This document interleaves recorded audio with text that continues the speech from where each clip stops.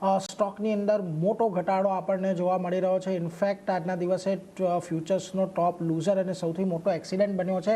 હવે પરિણામોની અંદર શું ખાસ હતું અને કેમ ચિંતા વધતી જોવા મળી, એની વિગત લઈએ સહયોગી તૃપ્તિ કપૂરિયા પાસેથી. જી તૃપ્તિ, જણાવો શું ખાસ વિગત કેન્સ ટેકના પરિણામોને લઈને? તો ખાસ કરીને મિડ કેપ આઈટી કંપની અગર કેન્સ ટેકની વાત કરશું, અત્યારે અગર હું પરફોર્મન્સની વાત કરશું તો અત્યારે તમે આપણે જોઈ રહ્યા છે કે ડેફિનેટલી વાયદાનો ટોપ લૂઝર બન્યો છે. લગભગ 17.5% અહીંયા ઘટાડો જોવા મળી રહ્યો છે. ખરાબ પરિણામનું ઇમ્પેક્ટ અહીંયા આપણને જોવા મળી રહ્યું છે. ખાસ કરીને અગર જો નફાના ફ્રન્ટની વાત કરશું તો વાર્ષિક ધોરણે અહીંયા આપણને 22% અહીંયા એક દબાણ જોવા મળ્યું છે. 116 કરોડની સામે લગભગ આપણે 51% પર અહીંયા આપણને નફો આવતો જોવા મળ્યો છે. આવકના ફ્રન્ટ પર ડેફિનેટલી થોડા પોઝિટિવ નંબર્સ છે. 26% અહીંયા આવક વધી છે. પરંતુ બીજી તરફ અગર જો એપિટાના નંબર્સ પર નજર કરશો તો અનુમાનથી પરિણામ આપણને થોડા ખરાબ જોવા મળી રહ્યા છે. ઓવરઓલ 15%નો એક નફો અહીંયા જોવા મળી રહ્યો છે. માર્જિનના ફ્રન્ટ પર વાર્ષિક ધોરણે દબાણ જોઈ રહ્યા છે. ખાસ કરીને 17%ની સામે આપણને 15.16% પર અહીંયા માર્જિન જે છે અહીંયા આવતા જોવા મળી રહ્યા છે.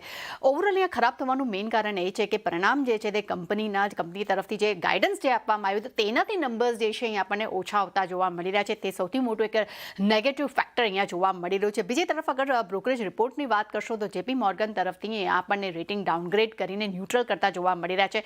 ટાર્ગેટ્સ પણ તેમના તરફથી અહીંયા ઘટાડવામાં આવ્યા છે. લગભગ 4,000 રૂપિયા પ્રતિ શેર કર્યા છે. અહીંયા તેમનું પણ કહેવું છે કે Q4માં કંપનીની આવક જે છે તે ગાઈડન્સ કરતાં ખૂબ જ અહીંયા ઓછા જોવા મળી રહ્યા છે. ખાસ કરીને વર્કિંગ કેપિટલ દિવસ જે છે તે અહીંયા હવે 125 થયા છે, જ્યારે કંપની ગાઈડન્સ લગભગ 85 દિવસનું આપ્યું હતું. એટલે ત્યાં પણ આપણે જોઈ રહ્યા છે કે સારો અહીંયા આપણને એક ઉછાળો જોવા મળ્યો છે, જે એક નેગેટિવ ફેક્ટર દેખાડી રહ્યા છે. અને આવનારા સમયમાં એટલે કે FY 27-28 માટે પરિણામ જે છે તે વધુ ખરાબ રહેવાના અનુમાન પણ જોવા મળી રહ્યા છે.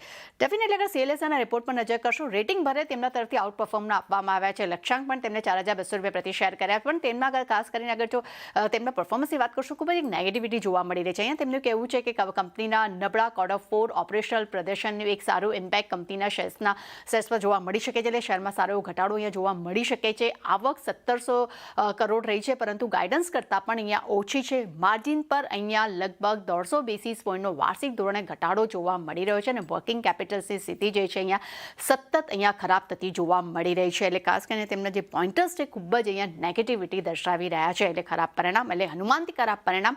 અને બીજી તરફ ખાસ કરીને બ્રોકરેજ રિપોર્ટ પણ ખૂબ જ એક નેગેટિવ અહીંયા સેન્ટિમેન્ટ આપી રહ્યા છે. આ જ મેઇન કારણ છે જેને કારણે કરીને કાઉન્ટરમાં આપણને સારો એવો ઘટાડા સાથે કારોબાર થતો જોવા મળી રહ્યો છે.